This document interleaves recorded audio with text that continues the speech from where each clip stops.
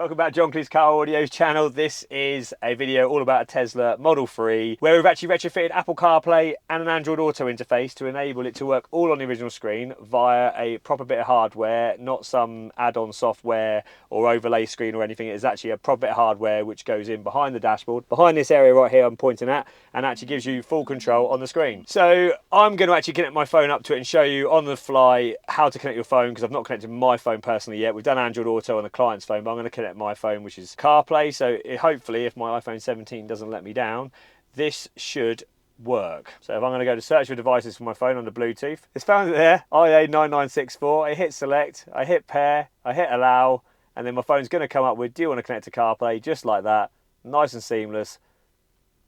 And then bosh. It says not connected because we switch over from Bluetooth over to Wi-Fi. I can put my phone in the rather handy fancy wireless chargers that you Model 3 owners have.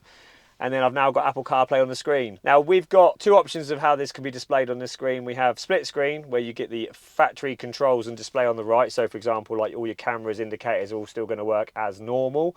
And then the CarPlay's on the left. Or you can have it full screen if you prefer, but then you're going to lose certain functionality. You can actually retain indicators working on full screen, as I've been told by my suppliers, but you're going to lose all the camera business. They're not going to pop up just like they do now.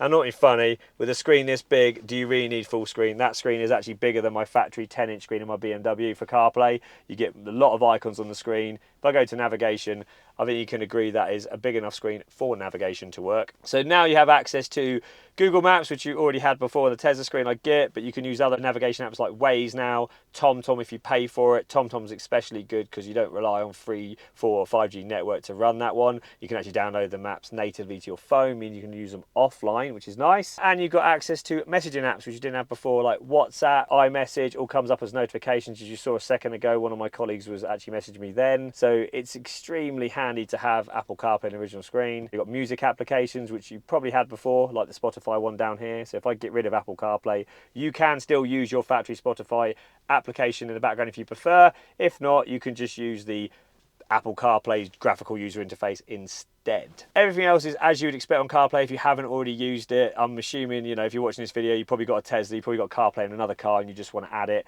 This is a great solution. It's seamless to install. We don't cut anything. It utilizes original Tesla plugs. So if I minimize CarPlay, you still have access to all your Tesla stuffs like FM radio, the full camera option, as you can see on the left. So you can easily get rid of it, tuck it away, and use your factory system or bring it back up at a simple button press whilst you're driving. So you're not losing any Tesla functionality. It really complements the system in this car.